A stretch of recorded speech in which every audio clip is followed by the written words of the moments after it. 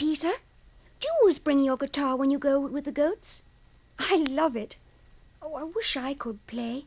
Will you teach me? There's no time now. We must eat our lunch. You go and get the milk.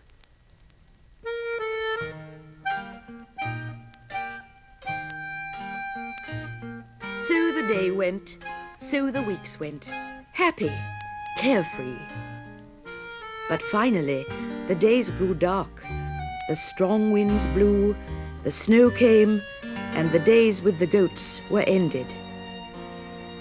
I was happy with my grandfather and helped him with the chores, but I missed Peter, who had to go to school each day in the village. One day, the minister from the village came to see my grandfather and told him that I should go to school. But my grandfather wouldn't hear of it. He said that it was too far down the mountain for me to go and that I was too young. Then came a time of storm, and for days we didn't see the sun. Just dark clouds, howling winds, and snow and snow and snow. I tried to keep busy and be happy, but it was very hard. I tried to make up a song about the good things in winter, but I couldn't think of any. Then one day my grandfather said, "Christmas will soon be here. We should be preparing for it." That changed everything. I got busy making decorations for the house and for the tree, baking cookies and decorating them, making candy, and secretly in my hayloft making presents for my grandfather and for Peter. Before I knew it, the big day had arrived.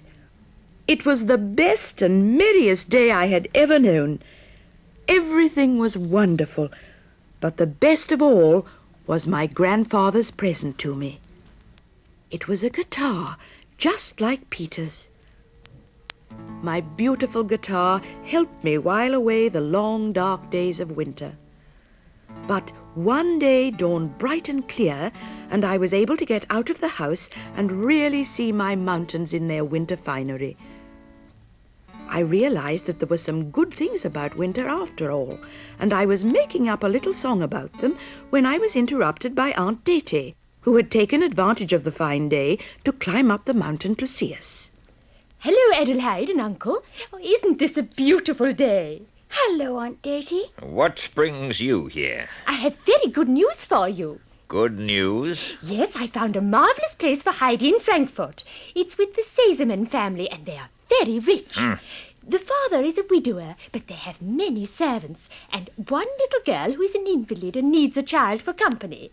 Heidi will have the best of everything and will be doing some good, too. Are you quite finished? Why are you so angry? I bring you good news. Good news? If you call taking that child away from me good news, I'd hate to hear bad. You're just thinking of yourself, not of Heidi. You're ruining her.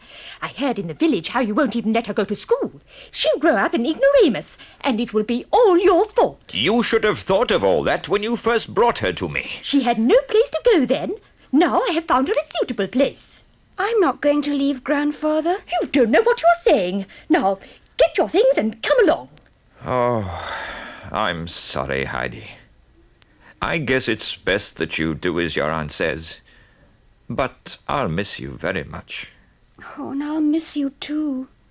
Remember me every time you play your guitar. On the way down the mountain, I said goodbye to Peter. He was very sad to see me go and asked that I write him letters from my new home. I promised that I would, but I couldn't think of this new place as home. Home was with my grandfather, and it was with a very heavy heart that I boarded the train for Frankfurt. Not even the excitement of my first train ride could overcome my feelings of sadness and gloom. The Sesemanns lived in a huge mansion in Frankfurt. I had never seen so grand a house. We were shown into the presence of Miss Rottenmeier, the housekeeper. She was a tall, thin woman with a sharp nose and even sharper eyes. What is your name, child? Heidi. What? I never heard of such a name. Surely you are not baptized, Heidi? Her Christian name is Adelheid, Miss Rottenmeier, and now, if you'll excuse me, I must catch a train. You can't go now. How do I know if this child will do? I just set eyes on her a minute ago. Well, I'm sure you'll find she's everything that I said to Mr. Sesemann, and he told me to interview her and see if she will do. I'm doing that now. How old are you, Adelheid? 8. And how many books have you studied? None. She has not had the opportunity of going to school, and Mr. Sesemann said that here she might be taught by Klara's tutor. I was under the impression this child was to help us here and be a companion to Klara, not to be given schooling and waited on as if she were a daughter of the house. Mr. Sesemann told me that he wanted a child unlike any other, and I immediately thought of Heidi. I can understand that. If I'm to be a help and a companion to Klara, shouldn't I meet her? And shouldn't she say whether I'll do? In time. Now, I say you'll do, if you obey my rules.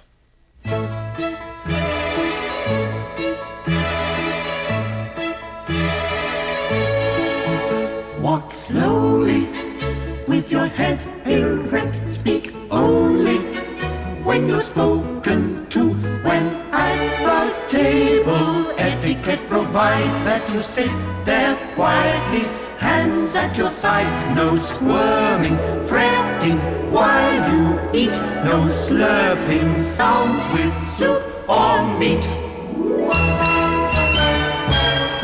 Miss Rottenmeiers' rules, when properly used, will teach me to be a lady like she. She'll teach me the don'ts, she'll teach me the do's. It's hard to confuse Miss Rottenmeiers' rules.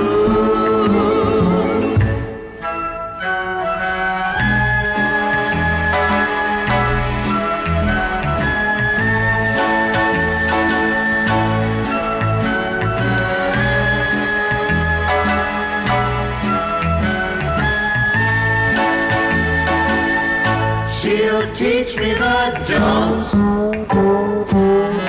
she'll teach me the do's, and then I shall lose Miss Rottenmeiers' rules, and then I shall lose Miss Rottenmeiers'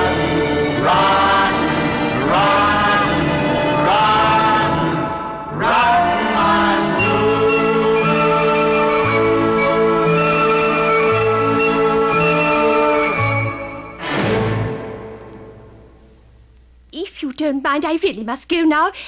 Goodbye, Heidi, and be a good girl. Goodbye, Aunt Daisy. Come, child, and I'll introduce you to Miss Klara. Klara had spent most of her life in a large, comfortable wheelchair. At mealtime, she was wheeled to the table, but most of the rest of the time she spent in the study, a bright, book-lined room. It was there Miss Rottenmeier took me. Miss Klara, this is Adelheid, who will be your new companion. Come closer to me, Adelheid. Oh, that is a difficult name. Do you have a nickname? They call me Heidi. I like that much better. I'll always call you that. Were you glad to come to Frankfurt? No. What kind of an answer is that, child? My goodness, you are difficult. Why weren't you glad to come here? Oh, because I was very happy living with my grandfather on the mountain. You lived on the mountain? How high? Oh, very high. My grandfather's house is higher on the mountain than anyone else's. Oh, that must be wonderful. What did you do?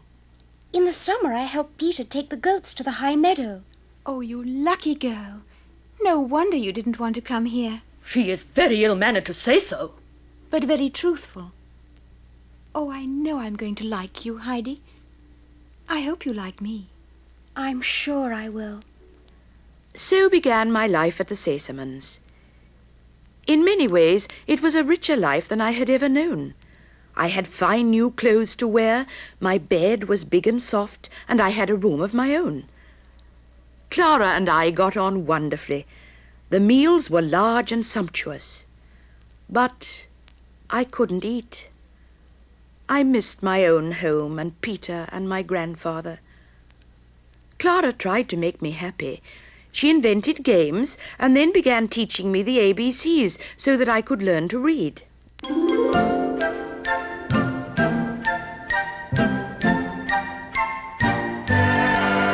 Now ABC must be learned today, or the judge will call you up to pay. DEFG must run with ease, or something will follow that will not please. Should HIJK be now forgot, disgrace is yours upon the spot. And then LM must follow at once, or punished you'll be for a sorry dunce. If you knew what next awaited you, you'd haste to learn NOBQ. Now RST, be quick about. No worse will follow, there's little doubt.